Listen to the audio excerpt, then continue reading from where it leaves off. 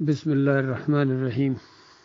بہت دنوں سے یہ میں کلپ ڈھونڈ رہا تھا ڈاکٹر اسرار احمد صوفی صاحب کا، جس میں یہ مرزا علی انجینئر کی طرح صحابہ کے مراتب کو بھی بدل رہے ہیں اور شیعوں کو خوش کرنے کے لیے کس طریقے سے انہوں نے اسلامی تاریخ کو بدلی کر دیا۔ جہاں ان کے عقیدے کے اندر بھی خرابیاں ہیں، وہاں ان کے جو یعنی صحابہ کے مراتب میں بھی ان کا کنسپٹ کلیئر نہیں ہے۔ یہ خود سنیے اور پھر آپ کو پتہ چلے گا کس قدر انہوں نے سنایا ہے۔ آپ بھی جاننا چاہتے ہو کہ میں حضرت علی کو کہاں رکھتا ہوں؟ میرے نزدیک تمام صحابہ سے، تمام صلحاء امت سے، تمام اولیاء اللہ سے، تمام ائمہ دین سے، تمام محدثین سے، تمام فقہا سے افضل ترین کون ہے؟ حضرت علی۔ لہذا زبان کو بہت سوچ سمجھ کر کھولنا چاہیے۔ سنا آپ نے، کہہ رہے ہیں کہ تمام صحابہ سے افضل ترین یہ علی رضی اللہ تعالیٰ کو رکھتے ہیں۔ حالانکہ بخاری کی روایت میں ہے کہ سارے صحابہ جو مراتب میں ابو بکر صدیق کو نمبر 1 سمجھتے تھے، اور ان کے بعد پھر عمر رضی اللہ تعالیٰ عنہ کا مقام تھا، پھر عثمان رضی اللہ تعالیٰ عنہ کا، اور باقی پھر صحابہ کے اندر کوئی مراتب نہیں رکھے جاتے تھے بخاری کی روایت کے مطابق۔ خود علی رضی اللہ تعالیٰ عنہ کے قول کے مطابق جب ان سے ایک ان کے اپنے بیٹے نے یعنی پوچھا،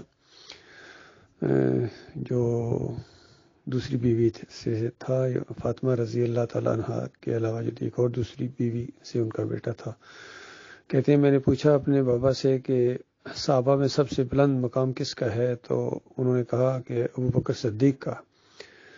انہوں نے کہا میں نے پھر پوچھا کہ ان کے بعد، تو علی رضی اللہ عنہ نے کہا کہ عمر بن خطاب کا۔ تو وہ کہتے ہیں کہ میں نے تیسرا مقام پوچھنے سے پہلے خود ہی کہہ دیا کہ ان کے بعد پھر آپ کہیں کسی اور کا نام نہ لے لیں۔ تو انہوں نے کہا نہیں بھائی، میں تو عام مسلمانوں میں سے ایک مسلمان ہوں۔ تو یہ معاملہ ہے، لیکن انہوں نے صحابہ کے مراتب بھی بدلی کر دیے۔ اصل میں ان کو نبی علیہ السلام کی بات کے اوپر بھی یقین نہیں ہے کہ نبی علیہ السلام کا کیا انداز تھا۔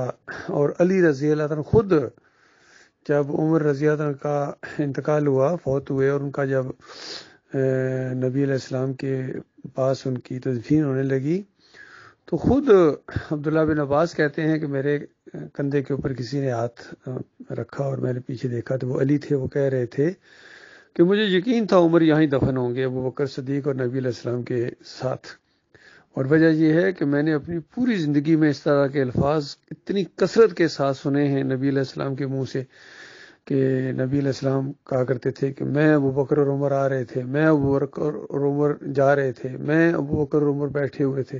تو یہ لفظ میں نے اتنی مرتبہ سنا ہے، تو مجھے پوری طرح یقین تھا کہ اب یہ دو قبریں تو ہیں یہاں، اور تیسری قبر بھی انہی کی بنے گی، عمر بن خطاب کی بنے گی۔ تو اس انداز سے ان صحابہ کی آپس میں محبتیں تھیں، لیکن ان رافضیوں نے اتنے پروپیگنڈے کیے، پھر وہ گانے بھی بنا دیے، قوالیاں بنائیں، علی دا پہلا نمبر، دما دم مست کلندر، یہ بھی یہ نہیں کہ ایجاد کردہ یہ نعتیں ہیں اور یہ قوالیاں ہیں، گویے۔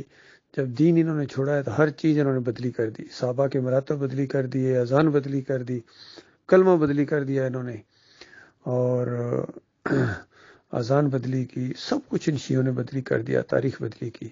اور حیرت ہے کہ یہ ڈاکٹر اسرار صوفی اور علی انجینئر، انہوں نے یہ ستم ڈھایا ہے، اور انہوں نے یہی چیز سیکھی ہے مودودی صاحب سے، جنہوں نے خلافت و ملوکیت لکھ کے کچھ صحابہ کے اوپر اتنا کیچڑ اچھالا کہ شیعہ اس کو لے کے اس کتاب کو خلافت و ملوکیت کو دکھاتے ہیں کہ دیکھو تمہارے اعلیٰ حضرت ہیں، یعنی وہ ابو الاعلیٰ حضرت ہیں جو تمہارے سنیوں کے بڑے ہیں، وہ کیا لکھ رہے ہیں۔ اور یہاں ایران میں جو سلیبس اس کے اندر یہ کتاب لگائی ہوئی ہے، تو خود سوچیے نئے لوگوں کے دماغوں کے اندر کیا گول کے ڈالا جا رہا ہے۔ تو جہاں ان کے عقیدے خراب تھے، چاہے مودودی صاحب ہوں، چاہے صوفی ڈاکٹر اسرار ہوں، چاہے یہ صوفی مرزا علی انجینئر ہو، وہاں ان کے یہ معاملات بھی بالکل خراب ہیں. صحابہ کے بارے میں ان کا کنسیپٹ ہی کلیئر نہیں ہے کہ صحابہ کے جو مراتب ہیں وہ اللہ تعالیٰ نے قرآن میں خود بیان کی ہیں، پھر نبی علیہ السلام نے اس کی تشریح کی، اور پوری زندگیاں ان کی اس بات کی گواہ ہیں کہ کون کس نمبر کے اوپر ہے.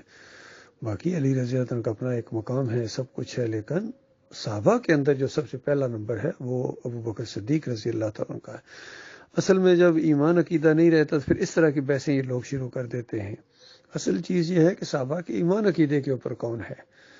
یہ جو جتنے بھی ہیں مسلک پائے جاتے ہیں، بریلوی ہوں، دیوبندی ہوں، اہل حدیث ہوں، سلفی ہوں، تو یہ ان کے عقیدے کے اندر اصل میں شرک آ گیا ہے. وہ چیز ان کے اندر باقی نہیں رہی ہے، روح ایمان کی روح ان کے اندر نہیں رہی ہے. اللہ تعالیٰ جو پیچھے بچ گئے ہیں ان کو ایمان دے صحیح معنوں میں، اور یہ جو مر گئے ہیں چاہے ڈاکٹر اسرار ہوں، مودودی ہوں یا دوسرے ہوں، یہ اپنے انجام کو پہنچ گئے ہیں.